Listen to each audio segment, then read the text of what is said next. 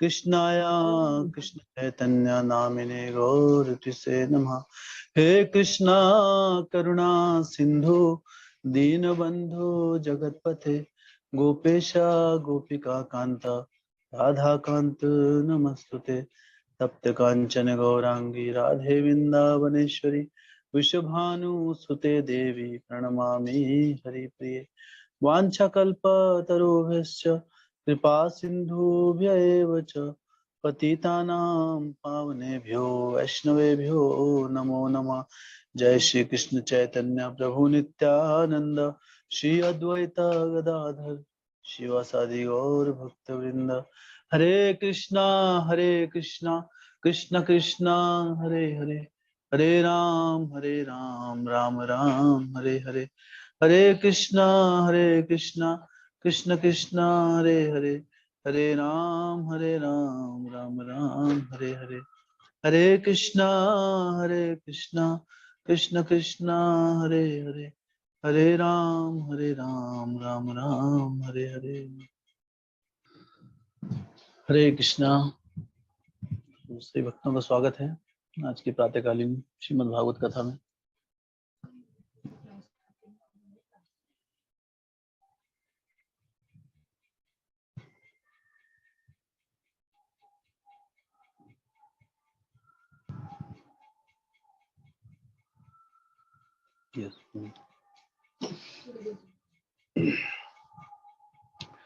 तो हम श्रीमद् भागवतम प्रथम स्कंद से चर्चा कर रहे हैं। श्रीमद् भागवतम प्रथम स्कंद अध्याय 13, इसका शीर्षक है धृतराष्ट्र द्वारा गृह त्याग। श्लोक संख्या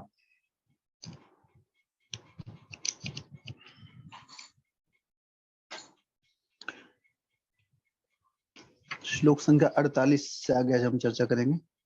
48। तो प्रथम स्कंद अध्याय 13 श्लोक संख्या 48। तदिदं भगवान राजनेक आत्ममात्मनां स्वदृक अंतरोऽनंतरो भाति पश्यतं मायरोरुधा। अतएव हे राजन, तुम्हें एकमात्र परमेश्वर को देखना चाहिए जो अद्वितीय हैं और जो विभिन्न शक्तियों से साक्षात प्रकट होते हैं और अंदर तथा बाहर दोनों जगह हैं। तो यहाँ पर धृतराष्ट्र के जाने के बाद जब युधिष्ठिर महाराज विलाप कर रहे थे तो उनका मार्गदर्शन नारद मुनि जी इस प्रकार कर रहे हैं श्रीमद् भागवतम के अलग अलग इस प्रकार श्लोकों से कि किस प्रकार उन्हें चिंता नहीं करनी चाहिए, किस प्रकार से अपने आप को भौतिक दृष्टिकोण को अपने आध्यात्मिक दृष्टिकोण में हमें बदलना चाहिए, क्योंकि तुम्हें एकमात्र परमेश्वर को देखना चाहिए जो अद्वितीय हैं और जो विभिन्न शक्तियों से साक्षात प्रकट होते हैं और अंदर तथा बाहर दोनों जगह हैं। एकमात्र परमेश्वर को देखना चाहिए। दरअसल ये पूरा जो जगत है, पूरा ब्रह्मांड, भौतिक जगत और आध्यात्मिक जगत, हर जगह एक ही व्यक्ति का वास है, वो है स्वयं भगवान श्री कृष्ण परमेश्वर। कण कण में हम भगवान कहते हैं, जिसका मतलब तो हर जगह भगवान का ही वास है। इसलिए हर जगह हमें हर परिस्थिति में भगवान का ही स्मरण करना चाहिए और हर परिस्थिति को एक प्रकार से भगवान की कृपा किसी ना किसी प्रकार से भगवान से जुड़ा हुआ देखना चाहिए, क्योंकि कुछ भी इस जगत में, इस जितनी भी सृष्टि है, वो भगवान से अलग नहीं है। भगवान के ऊपर टिकी हुई है सब कुछ, हर चीज। हम सर्वस्य प्रभो मत सर्वम प्रवर्तते, गीता में लिखते हैं भगवान कि हम सर्वस्य प्रभु, मैं सभी का स्वामी हूँ। सर्वस्य प्रभो मते सर्वम प्रवर्तते, और मुझसे ही सब कुछ आया है। तो जितना भी जो भी कुछ सृष्टि हम देखते हैं वो सब कुछ किससे आई? भगवान से आई है। तो इसलिए जब हम भक्ति मार्ग में आगे बढ़ते हैं तो क्या एक भक्त का लक्षण होता है? भक्त भी इस जगत में रहता है, लेकिन उसका दृष्टिकोण बदल जाता है। वो इस जगत में जो भी वस्तु, विषय, कुछ भी इस जगत में वो देखता है या सुनता है, तो उससे भगवान का स्मरण होता है हर चीज में, क्योंकि भगवान का वास होता है। जब हम इस प्रकृति को देखते हैं, श्रीमद् भागवतम में हम आगे पढ़ेंगे अगले स्कंद में, कि किस प्रकार ये पूरा जो जगत है एक तरह से भगवान की का ही विश्व रूप है। जो भगवान का ये जो सारे के सारे पर्वत पहाड़ हैं, ये भगवान का एक रूप है, स्वरूप है। इसको स्वरूप की व्याख्या दी गई है। जो जगत में पेड़ लगे हुए हैं वो भगवान के शरीर में जितना रोम है, जैसे भगवान के जो बाल हैं शरीर में, हाँ, उनको पेड़ों से संबोधित किया गया है। वैसे अलग अलग शरीर के अंगों से पूरी सृष्टि को संबोधित किया गया है। गीता में भगवान लिखते हैं कि सूर्य चंद्र ये मेरी आंखों के समान है। तो इसलिए हर चीज को जब हम देखते हैं या प्रयोग करते हैं, रसो हम अपसु कौन्तेया, गीता में भगवान कहते हैं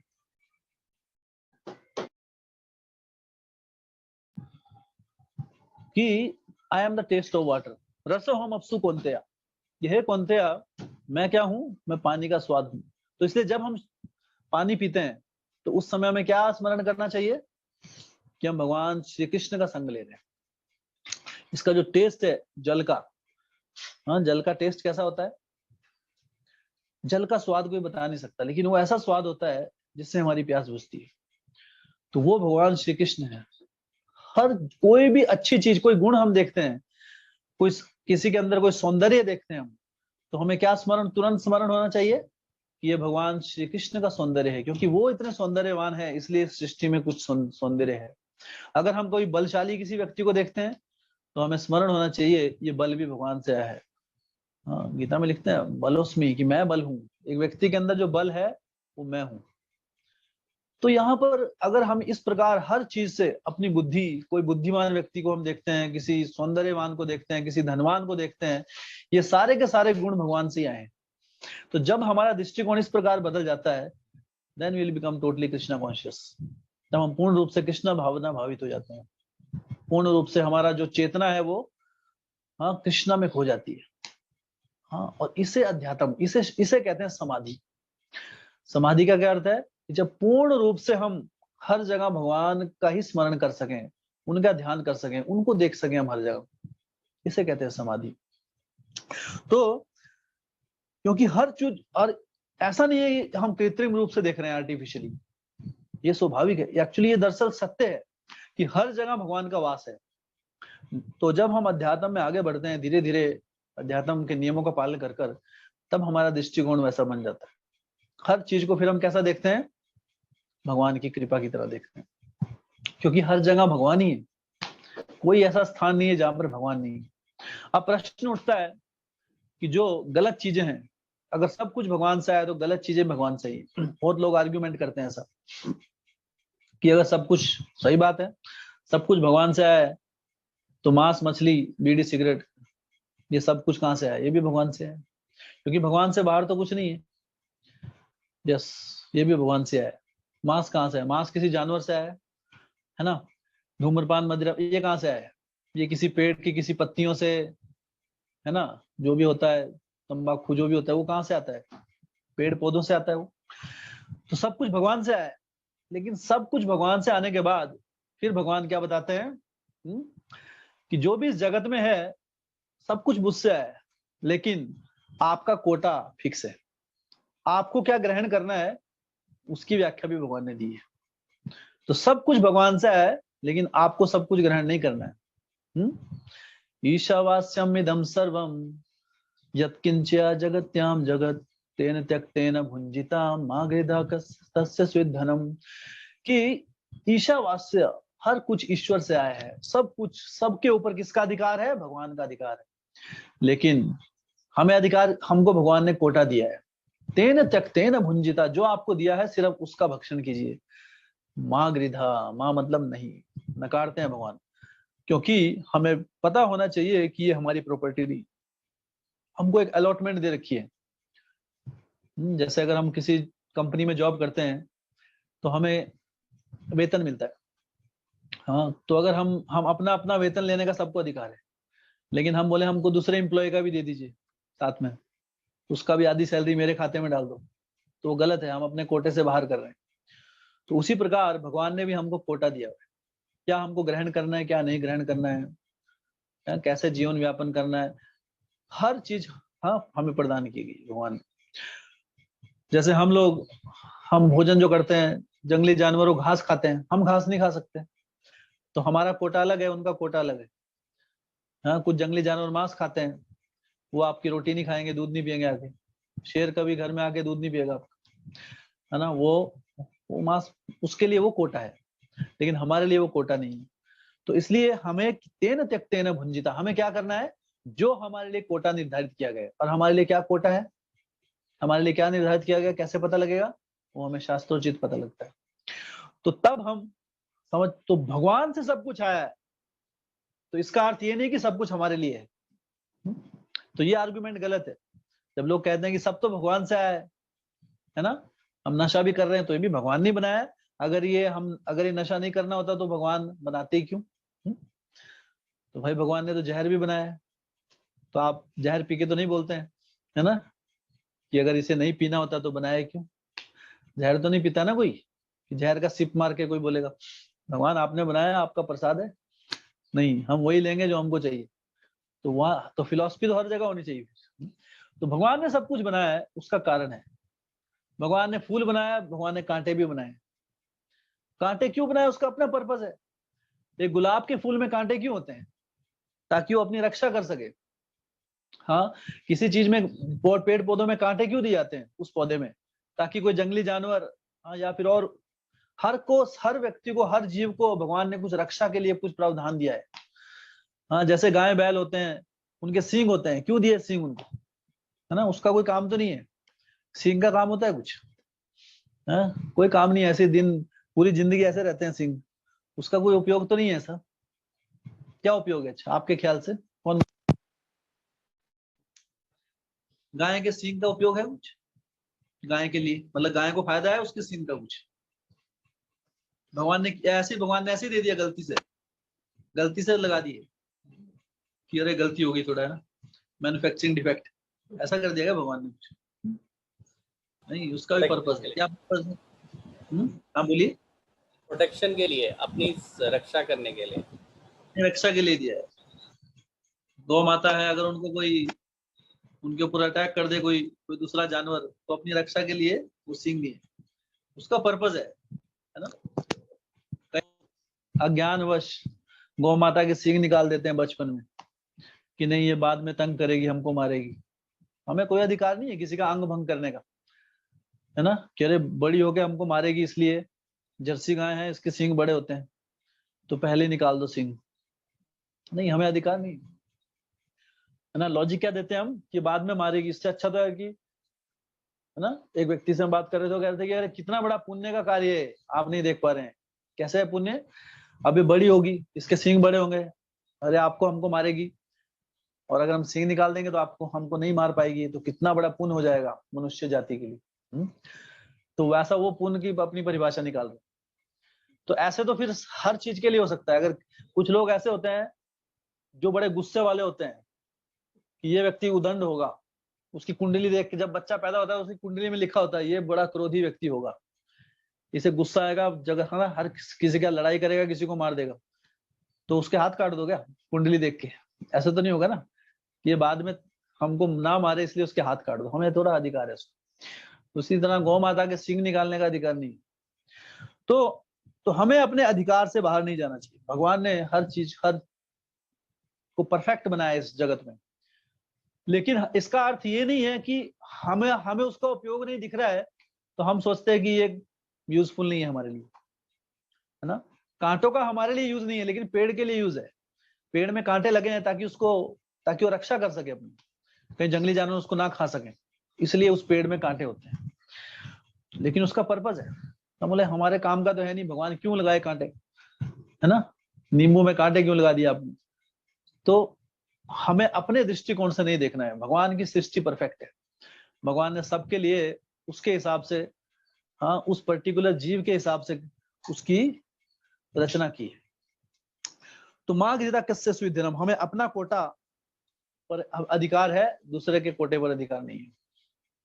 तो जब हम भक्ति मार्ग में आगे बढ़ते हैं, तब हम जब हर जगह इस प्रकार स्मरण कर सकते हैं कि भगवान हर जगह है, सब सारी सृष्टि उनसे आई है, तब व्यक्ति पूर्ण रूप से संतुष्ट हो जाता है। असंतुष्टि क्यों होती है आदमी को? जब भी सोचता है कि मेरा है, ये मुझे चाहिए लेकिन ये मुझे नहीं मिल रहा है। लेकिन जब हमारी चेतना ऐसी हो जाएगी कि हमारा कुछ है ही नहीं, सब कुछ भगवान का है, भोक्ता राम यज्ञ तपसाम सर्वलोक महेश्वरम, कि मैं सारे लोगों का एकमात्र ईश्वर हूँ, भगवान कहते हैं। ये जो जान लेता है कि सब कुछ भगवान का है, वो हमेशा क्या करेगा, हमेशा वो व्यक्ति कैसा रहेगा, खुश रहेगा, शांत रहेगा। हाँ, सुहृदम सर्वभूता नाम शांति माम, ज्ञात्वा माम शांति रक्षति। ऐसा व्यक्ति को हमेशा, उस ऐसे व्यक्ति का हृदय हमेशा शांत रहता है। अन्यथा क्या रहेगा, हमारा हृदय हमेशा अशांत रहेगा। तो जो भक्त है उसका लक्षण क्या है, वो कैसा होना चाहिए। हाँ, भक्ति मार्ग का अर्थ क्या है कि हर हमें ये बोध होना चाहिए कि सब कुछ, तो ये ट्रेनिंग पीरियड है अभी हमारा, हमको ये दिखाने के लिए ट्रेंड किया जा रहा है, जो वास्तविकता को अभी हम भूल चुके हैं कि सब कुछ भगवान का है, इसलिए सब कुछ भगवान को दो। आप अपना घर भगवान के लिए उसको उस तरह के सजाओ, है ना। जो भी आप खाते हैं उसको पहले भगवान को भोग लगाओ, जो भी आप पहनते हैं उसको भी भगवान को पहले भोग लगाना है, अर्पित करना है पहले। कुछ आप घर कुछ लेकर आओ, बाजार से कोई नई पैंट शर्ट लेकर आओ, उसको पहले अपने पूजा के स्थान में रखो कि भगवान ये आपके, हाँ, मैं इसको आपको अर्पण करता हूँ, और फिर प्रसाद के रूप में उसको ग्रहण कीजिए। हर चीज जो भगवान को हम प्रदान कर सकते हैं, पहले भगवान को प्रदान करनी है, सबसे पहला अधिकार भगवान का होता है, उसके बाद हम उसको ग्रहण करते हैं। तो इस प्रकार जब हम अपनी चेतना को धीरे धीरे ढालेंगे, फिर हम भगवान का अस्तित्व हर जगह देख पाएंगे, और फिर हम क्या हो जाएंगे, पूर्ण रूप से संतुष्ट हो जाएंगे। क्यों? क्योंकि हमें फिर किसी भी प्रकार का अहंकार या किसी प्रकार का लोभ नहीं रहेगा जगत में, क्योंकि हमारा कुछ है ही नहीं, सब कुछ भगवान का है और भगवान हमारे हैं। हाँ, कि सब कुछ भगवान का है और हम भगवान, हम आपके हैं और आप हमारे हैं। तो इसलिए व्यक्ति को असंतुष्टि का कोई कारण नहीं बनता है। और जब भक्त, और ऐसी चेतना वाला जो भक्त होता है, उसके लक्षण क्या होते हैं, गीता में भगवान पूछते हैं, अर्जुन पूछ रहे हैं कृष्ण से कि कृष्ण, जो कृष्णा कॉन्शियस आदमी होता है, भक्त, उसके लक्षण कैसे होते हैं। हर चीज को लक्षणों से पहचाना जाता है ना। अगर आप भारतवर्ष में किसी को बोलेंगे कि अरे जी आप भक्ति कीजिए, बोले यार हम तो पहले से भक्त हैं, बचपन से हमारे दादा परदादा सब भक्त हैं, घर में इतनी मोटी मोटी किताबें हैं, वो गिना देगा, सब कुछ गिना देंगे आपको, हर कोई भक्त है पैदाइशी, है ना। लेकिन गीता में भगवान ने बताया है कि जो भक्त है उसको कैसा होना चाहिए, उसको उसके लक्षणों से पहचानिए भक्त कैसा होता है। तो अर्जुन पूछते हैं कृष्ण से, स्थित प्रज्ञस्य का भाषा समाधिस्तस्य केशवा स्थिताधि किम प्रभाषेत किमासीत व्रजेत किम। कि जो स्थित प्रज्ञा मतलब जो जिसकी कॉन्शियसनेस, चेतना जो है वो स्थित हो गई है, कृष्णा कॉन्शियस, जो भगवान की भावना में पूर्ण रूप से स्थित हो चुका है, उसे कहते हैं स्थित प्रज्ञा। जिसकी पूर्ण चेतना जो है वो भगवान में लग चुकी है और वो समझ चुका है कि सब कुछ भगवान है, भगवान से आया हुआ है, और एकमात्र मेरे जीवन का लक्ष्य है वो, हाँ, भगवान की प्राप्ति करना है, उनकी सेवा करना है। जिसकी कॉन्शियसनेस, जिसकी चेतना पूर्ण रूप से भगवान में लग जाती है, उसके क्या लक्षण होते हैं, अर्जुन ने पूछा। क्योंकि ऐसे तो कोई भी बोल देगा हम तो जी दिल में भगवान है हमारे, अब हम तो नहीं बता पाएंगे किसके है कि नहीं है ना, कौन कितना किसको याद कर रहा है। तो अर्जुन ने इंटेलिजेंटली क्वेश्चन पूछा। एक्चुअली हम शास्त्र पढ़ेंगे तो सब कुछ क्लियर है, हर चीज, सारे प्रश्न कर दिए। भागवतों में भी प्रश्न ही हो रहे हैं। भागवतम शुरुआत कहां से हुई, नैमिषारण्य में प्रश्न पूछे जा रहे हैं। अभी प्रथम स्कंद के अंत में सुखदेव गोस्वामी आएंगे, परीक्षित महाराज उनसे प्रश्न पूछेंगे, तो पूरा प्रश्न उत्तर, हर सारे के सारे प्रश्न इंक्लूड है इसमें। कोई ऐसा प्रश्न नहीं है जिसका उत्तर गीता भागवत ना दे सके। तो सीता प्रज्ञ से का भाषा, अर्जुन कहते हैं जो भगवान का भक्त होता है उसकी भाषा कैसी होती है, what is his language. Language भी एक पार्ट है ना, शब्दों से पता लग जाता है कौन कैसा है। कहते हैं कि जो एक मूर्ख व्यक्ति है, कहते हैं एक foolish person remains undetected unless he speaks. एक जो मूर्ख व्यक्ति है वो पहचान में नहीं आता है जब तक वो बोलता नहीं है ना। अगर चुप रहेगा तब तक उसको कोई पहचानेगा नहीं, लेकिन जब इसने बोलना शुरू किया उठपटांग, समझ में आ जाएगा मूर्ख है। तो स्थित प्रज्ञ से का भाषा, जो क्या बोल रहा है, जो भगवान के भक्त हो उसकी शब्द कैसे होते हैं, उसकी भाषा कैसी होती है, ये भी बहुत इंपॉर्टेंट है। शब्दों से हम, हाँ, शब्दों में संसार छुपा है बोलते, शब्दों से सब पता लग जाता है। आपको उसकी चेतना पता लग जाएगी व्यक्ति, जिस प्रकार के शब्द होंगे उसके। तो स्थित प्रज्ञस्य, इसलिए अर्जुन बड़े इंटेलिजेंटली पूछते हैं कि भक्त है उसकी कैसी भाषा होती है। दुनियादारी लोगों की तो देखी हमने, लेकिन जो सही में भक्त है, एक्चुअल ड्यूटी, स्थित प्रज्ञ है, जो पूर्ण रूप से स्थित हो गया है भक्ति में, है ना, एक बुद्धि से भक्ति कर रहा है, उसकी भाषा कैसी होती है। स्थित प्रज्ञस्य का भाषा समाधिस्तस्य केशवा, जो समाधि में चला गया है। समाधि मतलब वो 24 घंटे हर पल भगवान श्री कृष्ण की चेतना में जो खोया हुआ है, उसे कहते हैं समाधिस्तस्य। हे केशव, ऐसा व्यक्ति कैसा होता है, क्या लक्षण है उसके। हाँ, स्थिताधि किम प्रभाषेत, और एक तो है क्या भाषा है उसकी, भाषा मतलब लैंग्वेज, बोलने का तरीका। अब फिर क्या है, एक तो भाषा होती है जैसे हिंदी इंग्लिश, मतलब कैसे बोलता है वो। फिर क्या बोलते हैं अर्जुन, स्थिताधि किम प्रभाषेत, प्रभाषित, प्रभाष मतलब किस प्रकार से वो उन शब्दों का उपयोग करता है। शब्दों का उपयोग करने का भी एक अलग तरीका होता है अलग अलग व्यक्तियों का। क्योंकि शब्दों के, आप एक ही शब्द को अलग अलग तरीके से बोलेंगे, उसका मीनिंग अलग अलग, अलग अलग भाव निकलेगा उसका। अगर आप किसी चीज को बड़े आलस्य भाव में बोलेंगे तो क्या होगा, उसका प्रभाव भी वैसे ही पड़ेगा, है ना। अगर आपको कहा जाए अभी कि हमें, हमारे जीवन का एकमात्र लक्षण कृष्ण कॉन्शियसनेस है, कृष्ण भक्ति करना जीवन का लक्ष्य है, हरिनाम हमारा जीवन है, हमें बिना, है ना, एक दिन भी मिस किए हुए हरिनाम जपना है, ब्रह्म मुहूर्त में आकर भगवान के भक्तों का संग लेना है, हरिनाम को अपना जीवन बनाना है। तो एक तो ये बहुत तरीका है बोलने का। एक है जप लेना हरिनाम, हरिनाम होता है, आप जप लें तो ठीक है, जप लिया तो अच्छी बात है, नहीं जपा तो भी ठीक है। तो अगर आपके उसमें इंथुजियाज्म नहीं होगा, उत्साह नहीं होगा, तो मैसेज अलग जाएगा। बात एक ही कर रहे हैं आप, एक कह रहे हैं आपको हरिनाम करना ही चाहिए, एक क्या है, आपको हरिनाम करना चाहिए, आप सोते सोते बोल रहे हो उसको। तो बोलने के तरीके से भी भाव से भी भाव भी ट्रांसफर होता है। जब हम कोई बातचीत करते हैं, उसके साथ सिर्फ शब्द नहीं जाते हैं, व्यक्ति का भाव भी जाता है, भाव का आदान प्रदान होता है। तो हम स्क्रीन ऑन क्यों रखते हैं, आप स्क्रीन ऑफ करके और स्क्रीन ऑन करके दोनों में फर्क है ना। फोन पे बात करने में और आमने सामने बात करने में फर्क, व्यक्ति का भाव भी पता लगता है। कई बार हम मैसेज पढ़ते हैं, उस मैसेज का हम अलग ही मीनिंग निकाल लेते हैं। मान लो किसने मैसेज किया आपको व्हाट्सएप, अब उसने किस भाव में किया कई बार पता नहीं लगता है। क्योंकि भावना जो है वो, हाँ, वो व्यक्तिगत चीज होती है, उसको लिखित रूप में नहीं दे सकते। तो इसलिए अर्जुन पूछते हैं, स्थिताधि किम प्रभाषित, वो किस प्रकार से अपनी भाषा का उपयोग करता है। हाँ, किम आसीत, कैसे वो बैठता है। हाँ, व्रजेत किम, कैसे वो चलता है। व्रजेत मतलब चलना। सोचिए कितनी छोटी छोटी बातें, कैसे चलना, उठना, बैठना भक्त का अलग ही होता है। हर चीज भक्त के लक्षण अलग होते हैं। हाँ, जो जैसा हम जीवन जिएंगे, हमारे चलने, उठने, बैठने, बोलने में के ढंग में वो बाहर आ जाएगा अपने आप। व्यक्ति का चरित्र हमको पता लगेगा। हाँ, कई बार हम छुपा लेते हैं, लेकिन हमेशा नहीं छुपा सकते, वो कहीं ना कहीं आ जाएगा। जैसे एक बार एक अकबर बिरबल की कथा है। तो एक बार एक व्यक्ति था, हाँ, तो उसने कुछ अपराध किया। तो अपराध करने के बाद ये बताया गया कि आप, हाँ, ये व्यक्ति जो है उस स्थान का है, उस गांव का है, और इसने ये अपराध किया हुआ है। लेकिन उसने झूठ बोल दिया कोर्ट में कि नहीं, मैं वहां का नहीं हूँ, मैं तो दूसरी जगह का हूँ, मेरी तो भाषा भी अलग है ना।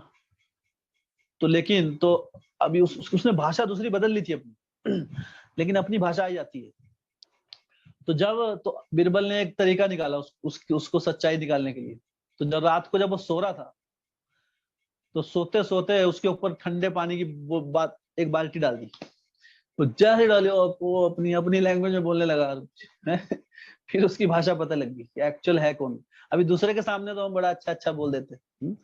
तो तब उसको जब ऐसा स्थिति में, जब हक्का आदमी एकदम चौंकने वाली स्थिति आती है, फिर अपनी असली लैंग्वेज आ जाती है बाहर, है ना, होता है ना ऐसा। तो वैसा हो गया उस व्यक्ति के साथ। तो वो पता लग गया भाई कौन है भाई। तो इसलिए बोलने का जो तरीका है, बोलने के तरीके से व्यक्ति का पता लग जाता है बैकग्राउंड, वो ज्यादा हमेशा नहीं छुपा सकते। अब तो अर्जुन ने क्वेश्चन पूछे, ये 4 चीजें पूछी, फिर भगवान इसका उत्तर देते हैं। भक्त का सबसे इंपॉर्टेंट लक्षण क्या है? प्रजहाति यदा कामान सर्वान पार्थ मनोगतान आत्मन्यवात्मना तुष्टा स्थित प्रज्ञस्तदोच्यते। कि प्रजहाति यदा कामान, जो सारी की सारी भौतिक काम इच्छाओं को त्याग चुका है। भक्त का सबसे पहला लक्षण क्या है? उसके अंदर कोई भी भौतिक काम वासना की इच्छा नहीं होती। जब तक कोई भी अपने इंद्रिय भोग की इच्छा हृदय में है, तब तक वो स्थित प्रज्ञ नहीं है। उसको स्थित प्रज्ञ नहीं बोलेंगे। वो पूर्ण रूप से अभी भक्ति में स्थित नहीं हुआ है व्यक्ति, अभी डगमगा रहा है अभी, है ना। जैसे सारे भक्त अभी चल रहे हैं, भक्ति मार्ग में चल रहे हैं अभी, तो डगमगा रहे हैं अभी प्योर ड्यूटी नहीं बने। स्थित प्रज्ञ मतलब प्योर ड्यूटी, शुद्ध भक्त। वो स्थित नहीं हुआ है। क्यों? प्रजहाति यदा कामान सर्वान, एक दो नहीं, सर्वान, सारे के सारी, जब वो काम इच्छाओं का त्याग कर देता है ना। काम क्रोध लोभ मोह मद मत सब उसके हृदय से पूर्ण सर्वान खत्म हो जाता है। मनोगतान, और ये कहां से शुरू होते हैं? ये मन से पैदा होता है। मन की दृष्टि से भी सब खत्म हो जाना चाहिए। कई बार हम शारीरिक दृष्टि से खत्म कर देते हैं, लेकिन मन में चर्चा चलती रहती है। मन के स्तर पे भी खत्म होना चाहिए इच्छाएं। जैसे शारीरिक स्तर पे कर दी खत्म होगी, हम कुछ नहीं, अभी मांसाहार धूम्रपान मदिरापान बंद कर दिया, है ना, लेकिन मन में चल रहा है, काश मिल जाता है एक बार। तो मन के स्तर पे तो आप कर रहे हैं वासना, तो मन के स्तर पे भी चल रहा है। मन के स्तर जुबान पे आ जाता है, जुबान का सिर फिर एक्शन में आ जाता है। इसलिए कहते हैं मन का स्तर पे जो कोई अगर चीज बार बार होगी, वो मन तक नहीं रहेगी सीमित, फिर वो शब्दों में आएगी, और शब्दों के बाद वो हमारी क्रिया में भी आ जाएगी कुछ समय के बाद। इसलिए मन में रखना भी खतरा है। तो इसलिए मन को कहाँ लगाओ? मंत्र जाप में लगाओ, मंत्र जो मन को तार दे। तो इसलिए जितना हम अपने मन को कृष्ण भक्ति में लगाएंगे, उतना मन हमारा शुद्ध रहेगा, अन्यथा मन दूषित रहेगा। और फिर जितना किसी भौतिक इंद्रिय भोग के बारे में चिंतन करते रहेंगे, क्या होगा? बाद में एक ना एक दिन फिर उसमें हम संलग्न हो जाएंगे, क्योंकि अत्यधिक समय तक कोई चीज चेतना में नहीं रहती है। एक दिन ब्लास्ट हो जाता है, एक दिन बम फट जाता है पूरा, है ना। कितना वश करेंगे, नहीं नहीं, कंट्रोल कंट्रोल कंट्रोल, एक दिन पूरा फटेगा, है ना। तो फिर वो सारी इच्छा हमारा रहती। लेकिन भक्ति मार्ग से, वो भक्ति मार्ग क्या करता है? भक्ति मार्ग किसी एक भौतिक इंद्रिय भोग की इच्छा को ही खत्म कर देता है। यह है हरिनाम का लाभ, हरिनाम जप का लाभ। हरिनाम क्या करता है? भौतिक इंद्रिय भोग की इच्छा को ही निकाल देता है, सब्लिमेशन कर देता है। सब्लिमेशन क्या होता है? अंग्रेजी में एक वर्ड है सब्लिमेशन। सब्लिमेशन का अर्थ है, जैसे जैसे हम बोलते हैं, जब कोई चीज, कभी ठोस चीज तरल चीज में बदलती है, उसको क्या बोलते हैं? उसको हिंदी में पता नहीं क्या बोलते हैं, डिफ्यूजन बोलते हैं अंग्रेजी में उसको। और जब कोई लिक्विड, कोई तरल वाष्प बनता है, उसको क्या बोलते हैं? उसको बोलते हैं वेपोराइजेशन। उसी तरह जब कोई सॉलिड ठोस चीज सीधा वाष्प बन जाए, ठोस के बाद सीधा वाष्प में बदल जाए, ऐसे भी कुछ चीजें होती हैं, वो ठोस होती हैं और सीधा उसका वाष्प बन जाता है, मतलब सीधा हवा में चले जाएगा वो, उसको बोलते हैं सब्लिमेशन। तो हमारी जो थॉट्स हैं भक्ति में आने के बाद क्या होगा? अभी सॉलिड हमारे मन में है, बाद में छू मंत्र हो जाती है। ये है हरि नाम का असर। वो हमारे अंदर से पाप करने की प्रवृत्ति को ही खत्म कर देता है। पाप तो हम खत्म कर देते हैं बाह्य रूप से, लेकिन प्रवृत्ति नहीं जाती है, प्रवृत्ति अंदर रहती है फिर भी। कहते हैं जब दीक्षा होती है, तो दीक्षा में यज्ञ होता है, यज्ञ में आहुति डालते हैं। आहुति के समय जितने पुराने पाप होते हैं किए हुए, सारे के सारे जल के भस्म हो जाते हैं उस अग्नि में, लेकिन प्रवृत्ति नहीं जाती है। अब वो प्रवृत्ति रहेगी तो उसके बाद फिर वो प्रवृत्ति आएगी, और प्रवृत्ति से फिर व्यक्ति पाप करता है। तो इसलिए प्रवृत्ति का नाश करना ज्यादा आवश्यक है। बाह्य रूप से हम कर लेंगे प्रवृत्ति, और इस प्रवृत्ति का नाश सिर्फ एकमात्र हरिनाम ही कर सकता है। भगवान, सिर्फ भगवान का नाम जो भगवान से अभिन्न है, वही हमारी दुष्प्रवृत्तियों का नाश कर सकता है एकमात्र। अपने बलबूते पे हम वैसा नहीं कर सकते। तो प्रजहाति यदा कामान सर्वान पार्थ मनोगतान, कि जो भी मन के स्तर से जो सारी की सारी जिसकी इच्छाएं, भौतिक काम इच्छाएं खत्म हो जाएं, ये स्थित प्रज्ञा कृष्णा कॉन्शियस पर्सन का लक्षण है। और क्या है? हाँ, आत्मन्यवात्मना तुष्ट। आत्मन्यवात्मना तुष्ट, तो हर व्यक्ति क्या है इस जगत में इंद्रिय भोग क्यों करता है व्यक्ति? क्योंकि उसको संतुष्टि चाहिए, खुशी चाहिए। आत्मा का लक्षण है, आत्मा कभी भी दुखी नहीं रह सकती, आत्मा को चाहिए आनंद। आनंदमयोभ्यासात्, ये ब्रह्म सूत्र का श्लोक है कि आत्मा बिना आनंद के रह ही नहीं सकती। कि जीवात्मा का स्वाभाविक लक्षण है। जैसे पानी कभी सूखा नहीं हो सकता, पानी कैसा हमेशा गीला होगा, उसी तरह आत्मा हमेशा आनंदमय होती है। आत्मा कभी दुखी नहीं हो सकती। अगर हम दुखी हैं इसका मतलब हम आत्मा के स्तर पर नहीं है, हम कहां पर हैं? हम शरीर के स्तर पर हैं। एक व्यक्ति दुखी सिर्फ शरीर के स्तर पर ही हो सकता है, आत्मा के स्तर पर कोई दुखी हो ही नहीं सकता, क्योंकि आत्मा का लक्षण क्या है? आनंदमयोभ्यासात्। आत्मा तो कभी दुखी होती नहीं है। तो अगर कोई दुखी है इसका मतलब क्या है? अभी शारीरिक स्तर पर है, अभी आत्मा के स्तर पर नहीं है, क्योंकि आत्मा कभी दुखी नहीं हो सकती।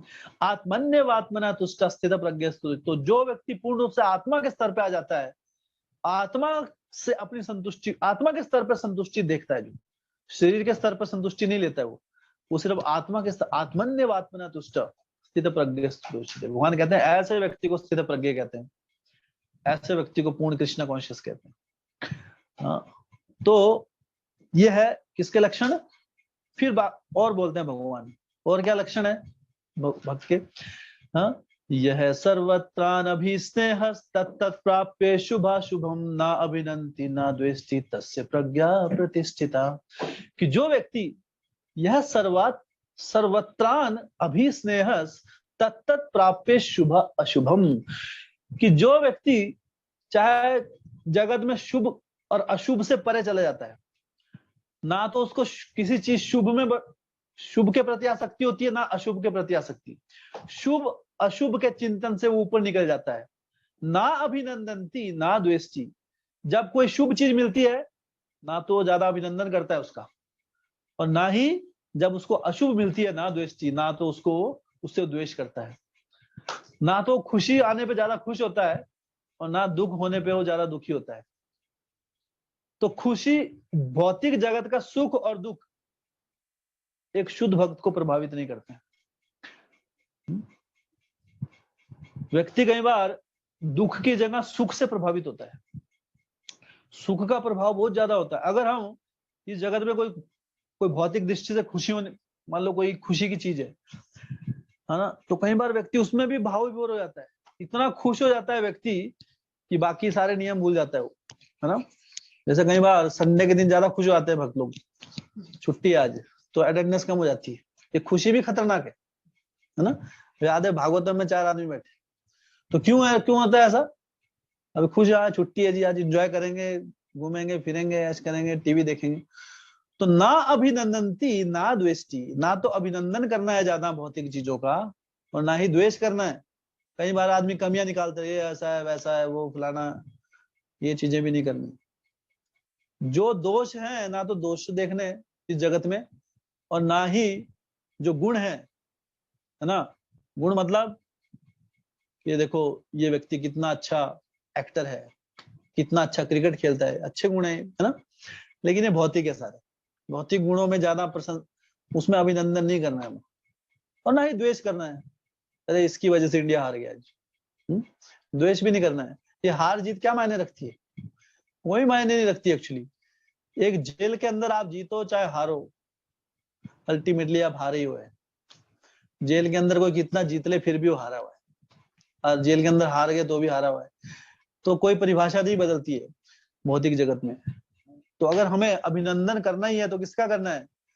अगर हमें प्रशंसा करनी है तो हमें भक्तों के संग में भगवान की प्रशंसा करनी है, भक्तों की प्रशंसा करनी है। इस जगत, भौतिक जगत को लेकर एक शुद्ध भक्त ना अभिनंदनती ना द्वेष्टि, ना तो अभिनंदन करता है ना वो द्वेष करता है।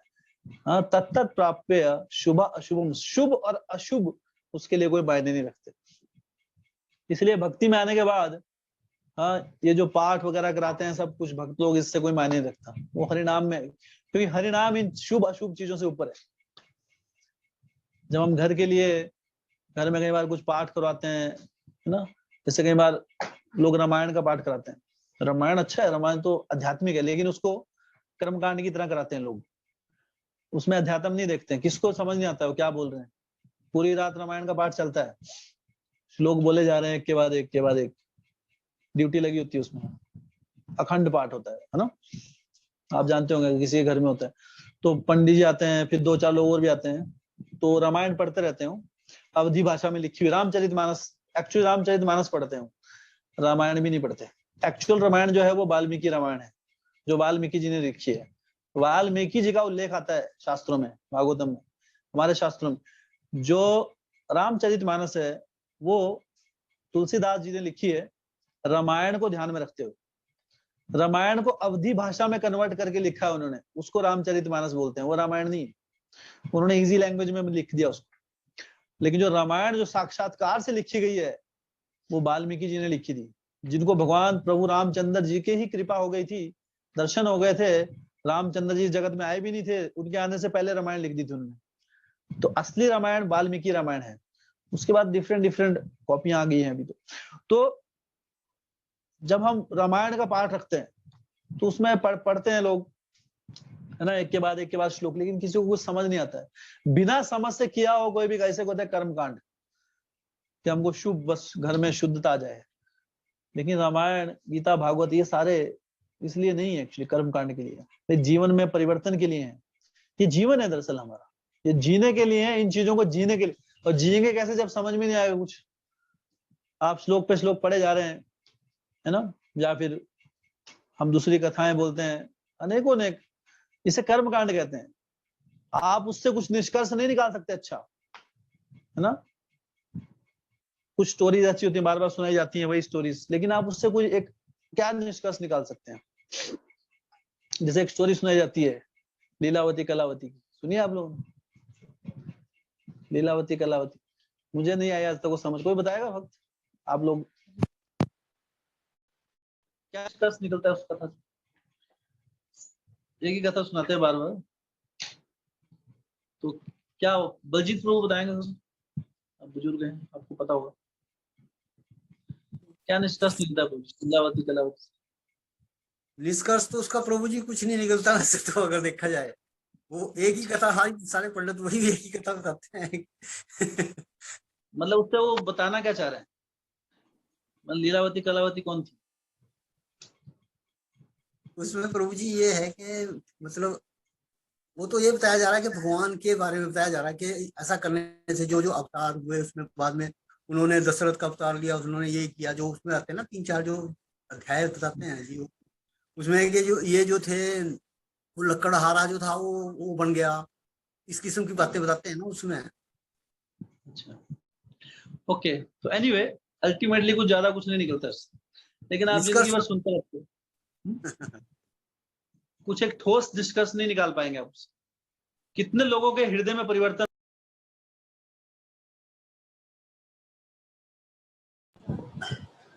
हरे कृष्णा प्रभु जी। हरि बोल, कितने लोगों के हृदय में परिवर्तन आ गया लीलावती कलावती का कथा सुन के? आपने देखा है, बार बार सुनने के बाद हृदय परिवर्तन हो गया, भगवान उसके हृदय में भक्ति भाव जाग गया, उसने सारे बुरे कर्म छोड़ दिए और वो स्थित प्रज्ञ बन गया, जो भगवान बता रहे हैं कृष्ण कॉन्शियस। क्यों? क्योंकि हम उसको कर्मकांड की दृष्टि से कर रहे हैं। हमको शुभ, घर में शुभता चाहिए, घर में सब शुभ लाभ हो, धन संपत्ति आए, उसके लिए हम कर रहे हैं। क्या बोल रहे हैं, क्या कर रहे हैं, किसी को कोई मतलब, इसे कहते हैं कर्मकांड। तो लेकिन भगवान जो है गीता में क्लियरली बता रहे हैं, है ना, कि लक्षण क्या होते हैं शुद्ध भक्त।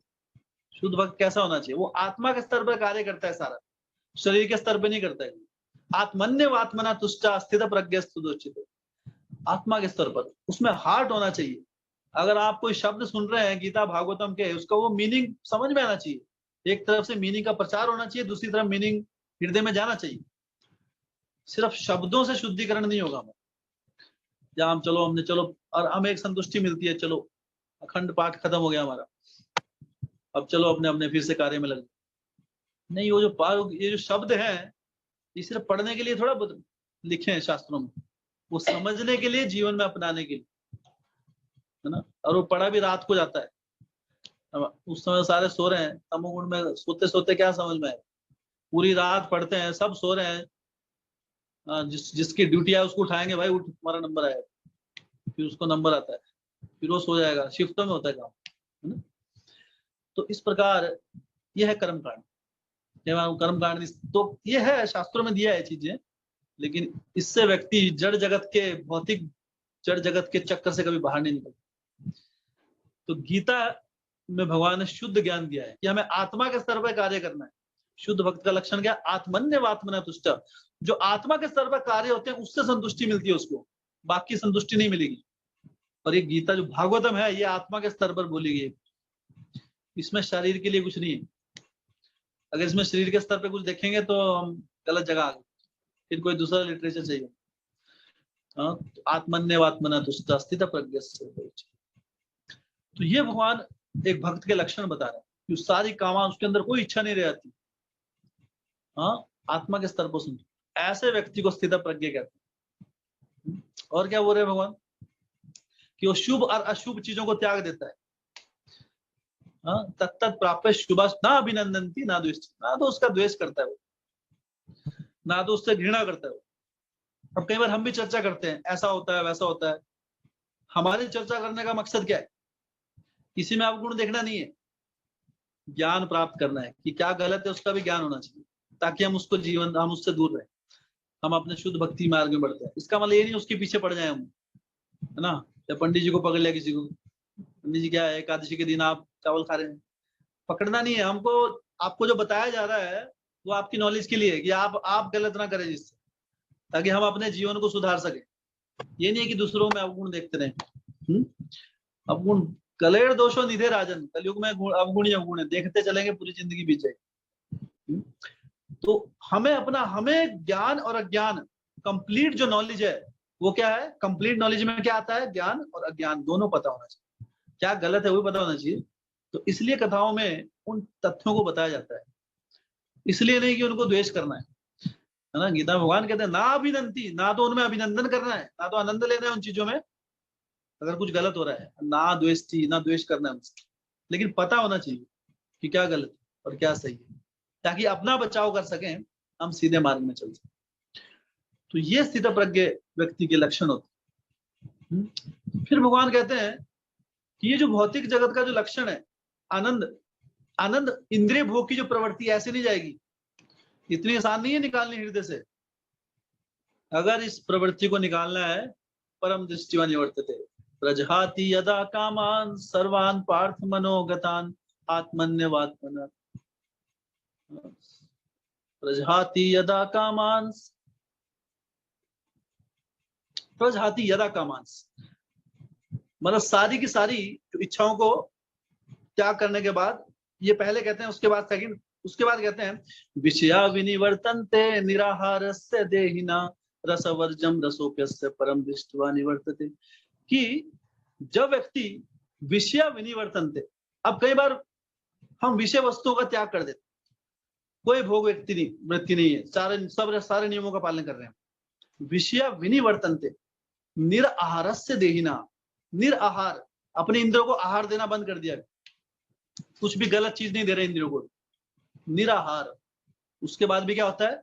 रसोवर्जम रसोप्यस्य, रस का त्याग कर दिया, फिर भी रसोप्यस्य, रस की प्यास रहती है बनी हुई। इंद्रिय भोग का त्याग तो कर दिया, लेकिन इंद्रिय भोग की इच्छा नहीं जाती है अंदर से, फिर मन करता है वो इच्छा कुछ भोग करने की। तो क्या करें? परम दृष्टिवा निवर्तते, एक्सपीरियंसिंग द हायर टेस्ट। परम दृष्टिवा, भगवान की भक्ति का आनंद को प्राप्त करो, तब ये निम्न प्रकार का आनंद जाएगा।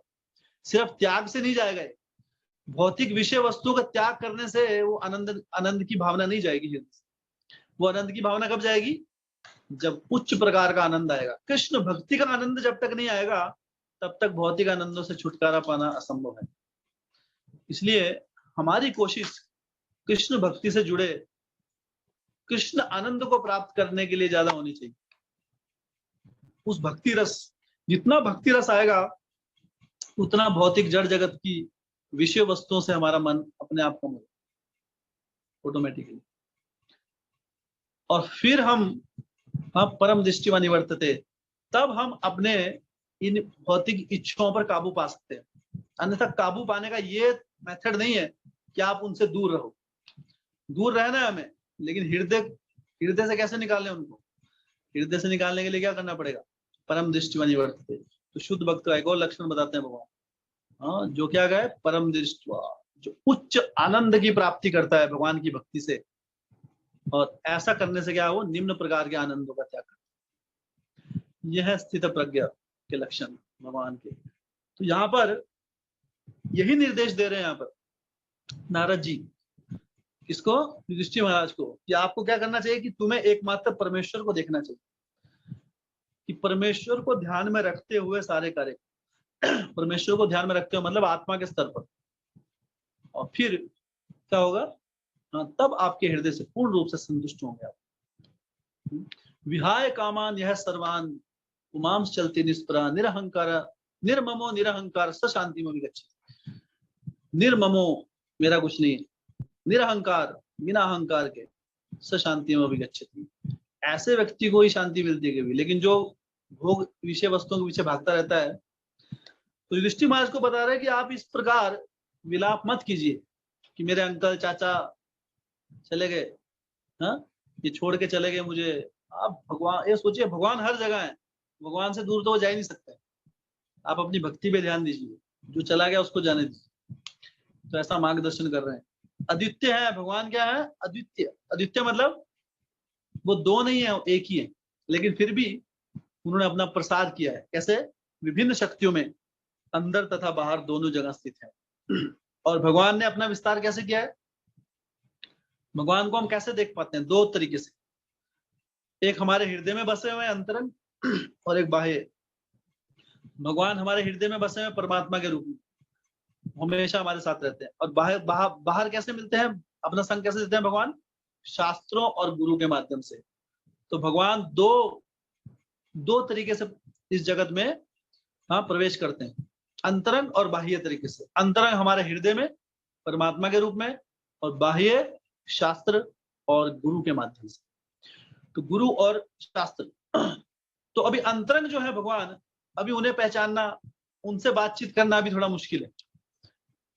वो उनके साथ भी आदान प्रदान होता है भक्त का, लेकिन अभी उतना शुद्धिकरण नहीं हुआ। तो उसके लिए अभी बाह्य जो स्वरूप है भगवान का, शास्त्र और गुरु, उनके माध्यम से भगवान को जानने की कोशिश करें। और जब उसमें से दृढ़ हो जाएंगे, पक्के हो जाएंगे, मजबूत, फिर जो हृदय में बसे हुए परमात्मा, उनसे हमारा कम्युनिकेशन स्टार्ट हो जाएगा। फिर उनसे बातचीत कर सकते हैं। ददामी बुद्धि योगम तम, वो अंदर से बुद्धि देंगे फिर। तो ऐसे भगवान, तो यहाँ पर आत्मज्ञान प्रदान कर रहे हैं, नारद जी युधिष्ठिर महाराज को, कि आप एक शुद्ध भक्त की तरह अपना जीवन व्यापन कीजिए। जो एक भक्त होता है वो क्या है? भगवान से जुड़ी हुई चीजों को हर जगह भगवान को देखता है, और इस प्रकार जो अननेसेसरी चीजें हैं उस पर विलाप नहीं करता है, समय व्यर्थ नहीं करता। धृतराष्ट्र गांधारी चले गए तो चले गए, भूल जाओ उन्हें। उतना समय अपनी माला लो और जप करो, उसमें निकालो। तो ऐसा वो ज्ञान दे रहे हैं। तो बहुत बहुत धन्यवाद सभी भक्तों का। ग्रंथराज श्रीमद् भागवतम की, श्रील प्रभुपाद की जय। किसी भक्त का कोई प्रश्न है? जब हम ये अनुभव करें कि कष्ट नहीं है, और जबकि हम हैं शरीर के स्तर पर ही, तो इसकी रियलाइजेशन कैसे होगी प्रभु जी?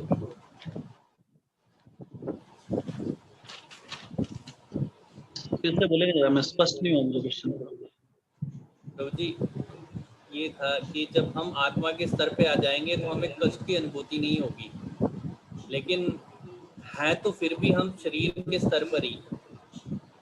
इसकी अनुभूति, इसको कैसे कोरिलेट करेंगे प्रभु जी? थोड़ा सा आत्मा के स्तर पर, और कष्ट तो है फिर भी, चाहे हम आत्मा के स्तर पे भी चले जाएंगे, बॉडी को कष्ट तो फिर भी होगा। ओके। तो जब व्यक्ति आत्मा के स्तर पर आ जाता है, आत्मा के स्तर पर मतलब उसके जो कार्य है, उसका दृष्टिकोण, वो आत्मा के स्तर का मतलब क्या है? हमारे पास दो दृष्टिकोण है, एक शारीरिक दृष्टिकोण और एक आत्मा वाला दृष्टिकोण, आत्मिक दृष्टिकोण।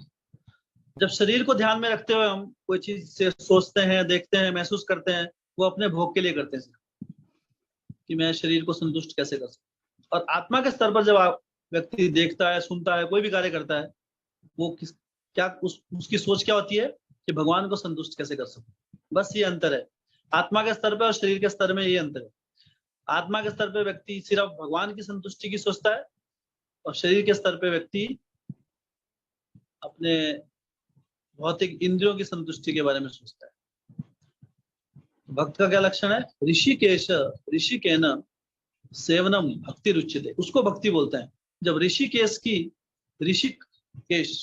कौन है? भगवान श्री कृष्ण। ऋषिक मतलब इंद्रियां। जब भगवान श्री कृष्ण को संतुष्ट करने में व्यक्ति लग जाता है, उसका एकमात्र लक्ष्य बन जाता है, तब आत्मा के स्तर पे आ जाता है और फिर उसके जीवन में सारे कष्ट खत्म हो जाते हैं। दरअसल कष्ट क्या होता है? कष्ट व्यक्ति का भोगता है। हाँ, कष्ट को समझिए आप। शरीर हमें कष्ट नहीं दे सकता है। जो हम कष्ट जो भोगते हैं, शरीर तो जड़ है। अभी आप अपनी उंगली काट दीजिए, उंगली काटने के बाद जहां से कटी है वहां दर्द होगा, लेकिन जो कटी हुई उंगली है उसको कितना काट लीजिए, उसमें दर्द नहीं होगा, क्योंकि उंगली क्या है? हाँ, ये तो जड़ है पहले। तो हमें जो दर्द महसूस हो रहा है वो क्यों हो रहा है? हमारी आसक्ति जो है हमारी आत्मा की शरीर के साथ, उसके कारण। ये शरीर हमें कष्ट तब तक नहीं दे सकता जब तक हम इस शरीर से आसक्त ना हो। तो जैसे आप उदाहरण लीजिए, जब आपको एनेस्थीसिया दिया जाता है, एनेस्थीसिया पता है? एनेस्थीसिया होता है जब आपको बेहोशी की दवाई, बेहोशी की मतलब सुन करेंगे आप, सुन करेंगे। जैसे आपको दांत निकालना है, आपको दांत तोड़ना है, तो ऐसे कोई दांत तोड़ देगा तो बहुत दर्द होगा ना। आपको इंजेक्शन लगाएंगे, एनेस्थीसिया वो एक दवाई होती है। वो क्या करता है? वो आपके दांत के आसपास के एरिया को सुन्न कर देगा। सुन्न मतलब चेतना निकाल देगा उसमें, आपकी चेतना खत्म हो गई। अभी आत्मा का कॉन्टेक्ट खत्म हो गया उतने पार्ट से। अब आत्मा का कॉन्टेक्ट खत्म हो गया, अब जो मर्जी करो, दांत लगाओ, दांत को तोड़ो, जो मर्जी करो। आपको लगे आपका मुंह है ही नहीं, आप ऐसा लगता है, ऐसी फीलिंग आती है मुंह नीचे गिर गया, क्या है, दांत निकाला है कभी? तो ऐसी फीलिंग आती है। क्यों होता है ऐसा? क्योंकि आत्मा की जो चेतना है वो आत्मा से आती है। तो एनेस्थीसिया क्या करता है? आत्मा से कांटेक्ट खत्म कर देता है शरीर का। हाँ, तो एक तरह से ये माया देवी है। एनेस्थीसिया मतलब माया देवी का इंजेक्शन होता है। माया देवी भी यही करती है ना, आत्मा का कनेक्शन खत्म कर देता है। तो आत्मा का जब कनेक्शन खत्म हुआ, चेतना खत्म हुई, तो दर्द नहीं होगी। तो जब व्यक्ति शुद्ध भक्त बन जाता है, उसका शरीर से सारा कनेक्शन खत्म हो जाता है। शरीर तो रहेगा लेकिन शरीर उसको कष्ट नहीं पहुंचा पाएगा। हाँ, मतलब शरीर में है, मे भी उसको दर्द होगा लेकिन वो दुखी नहीं होए। दर्द और दुख में अंतर होता है ना। दर्द क्या है? जैसे आपको कोई दर्द है, मान लो आपको कोई, आपके सर पे कोई 50 करोड़ रुपए का एक बक्सा रख दे, तो सर में दर्द होगा? बोला आपका है बक्सा 50 करोड़ का, 50 करोड़ के धन का बक्सा, ये आपका है, और आपके सिर पे फेंक दिया, सिर पे रख दिया, तो आप दर्द के बारे में सोचेंगे कि इतना कष्ट हो रहा है? हाँ, जिंदगी बन गई भैया, बस आज लास्ट दिन था दुख का मेरे, है? उसको दुख लगेगा ही नहीं, उसको तो परम सुख लगेगा, वो स्थित प्रज्ञ बन जाएगा। बोलेगा अरे आनंद, भगवान आप साक्षात्कार दे दिया उसको कभी। लेकिन अगर आपके सर पे कोई पत्थर का बक्सा रख दे, लो उठा के जाओ इसको 1 किलोमीटर तक, या सीमेंट का कट्टा रख दे, तो क्या लगेगा? फिर तब कष्ट होगा। क्योंकि दोनों में क्या अंतर है? भारी उतना ही है, एक में आनंद आ रहा है, एक में कष्ट हो रहा है। एक सीमेंट का कट्टा है, उसमें दुख हो रहा है, कष्ट हो रहा है, इतनी गर्मी में जा रहे हैं कि कब ये उतरेगा। और अगर उतना ही भारी अगर पैसों का हो, उसमें आनंद आता है। क्यों आएगा? क्योंकि चेतना का फर्क है। अभी हमारी चेतना है कि ये आनंद है, हाँ, क्योंकि उसमें इतना आनंद है अभी, ये छोटा जो कष्ट हो रहा है, तो कष्ट तो है सिर में, तो फिर भी कष्ट हो रहा है, प्रेशर तो उतना ही पड़ रहा है ना सर के ऊपर, लेकिन वो कष्ट महसूस नहीं होगा, वो दुख होगा ही नहीं। उसी प्रकार जब व्यक्ति शुद्ध भक्ति मार्ग में आ जाता है, शुद्ध भक्त बन जाता है, तो कष्ट होंगे, सर्दी गर्मी सब आएगी। ऐसा तो नहीं है भक्त दुनिया से बाहर चले जाता है, सर्दी गर्मी बरसात, कभी एक्सीडेंट भी हो जाता है, सब कुछ होगा, लेकिन कृष्ण से जुड़े रहने का आनंद इतना अधिक होगा, कृष्ण भक्ति का रस इतना आनंदित करने वाला होगा, हृदय को संतुष्ट करने वाला होगा कि वो जो सारा कष्ट है ना, वो होते हुए भी उसके ऊपर ध्यान ही नहीं जाएगा। जैसे 50 करोड़ के बक्से के ऊपर वो वजन की तरफ ध्यान ही नहीं जाएगा, ध्यान किस पे जा रहा है, हाँ नोट दिख रहे हैं, जो उसके अंदर जो है उस पर ध्यान जा रहा है, उसका वेट के ऊपर ध्यान नहीं जा रहा। उसी प्रकार जब कोई शुद्ध भक्त हो जाता है तो ध्यान किस पे जाता है, कृष्ण के चरणों पे जब ध्यान रहेगा तो कष्ट रहेंगे लेकिन वो दुखी नहीं कर पाएंगे, हमको प्रभावित नहीं कर पाएंगे। तो ये है आत्मा के स्तर और शरीर के स्तर का डिफरेंस। तो शरीर यहीं पर है, इस जगत में ही रहना है हमें, लेकिन दुख आएंगे, कष्ट आएंगे, लेकिन वो दुखी नहीं कर पाएंगे, पीड़ा होगी लेकिन वो पीड़ा हमें दुखी नहीं कर पाएगी, उल्टा आनंद आएगा उसको। भक्ति विनोद ठाकुर कहते हैं, तुम्हार सेवा हुए जे दुख से ही अमार परम सुख, कि कृष्णा आपकी सेवा में जो दुख मिलते हैं, जो कष्ट उठाना पड़ता है शारीरिक स्तर पर, या वो मेरे परम सुख है, वो मेरा सबसे बड़ा सुख है। भगवान क्या, तो हम कई तरीके से देख सकते हैं, जिससे हम प्रेम करते हैं उसके लिए कष्ट उठाने में हमको सुख मिलता है ना। मान लो आपके, जैसे हम उदाहरण देते हैं कि कोई आपके पिताजी आए, मान लो बस स्टैंड पे, बहुत बूढ़े हैं पिताजी, उनके पास सूटकेस है, तो आप, वो बहुत भारी है सूटकेस, तो आप उठाएंगे उसको, बहुत दिन के बाद आए पिताजी कहीं से, तो आप उसको उठाएंगे तो कष्ट नहीं होगा आपको, आपको प्रेम है उसके पीछे छुपा, आपको आनंद आएगा उसमें कि मैं सेवा कर रहा हूँ, है ना।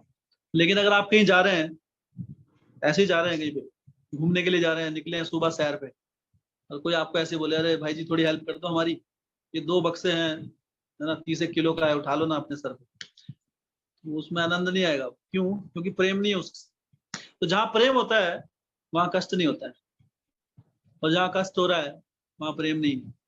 तो अगर शरीर में कष्ट हो रहा है अभी, हमें दुखी है, तो कृष्ण प्रेम कम है अभी। और अगर हम, तो ये एक तरह से टेस्ट करने का भी तरीका है कि अगर हम दुखी हो रहे हैं ना इस जगत में, तो अभी कृष्ण से नहीं जुड़े हैं। कृष्ण से जुड़ने के बाद कोई दुखी रहे, ऐसा तो असंभव है। ये ऐसा बोलना है कि आग में जाकर ठंडे रहना। कृष्ण भक्ति से जुड़े होने के बाद भी दुखी होना, आग में जाकर ठंडे रहने जैसा, जो कि संभव नहीं है। तो एक बार कृष्ण भक्ति में जो स्थित प्रज्ञ बन जाता है पूर्ण रूप से, वो पूर्ण रूप से क्या होता है, आत्मन्यवात्मना तुष्टि आ जाती है उसको, पूर्ण रूप से संतुष्ट हो जाता है। फिर भौतिक जगत के जो कष्ट हैं, वो चेतना उनके ऊपर जाती नहीं, एनिस्थीसिया लग जाता है एक तरह, तो वो रहेगा, दुख भी रहेंगे लेकिन हमको प्रभावित नहीं करता। ओके,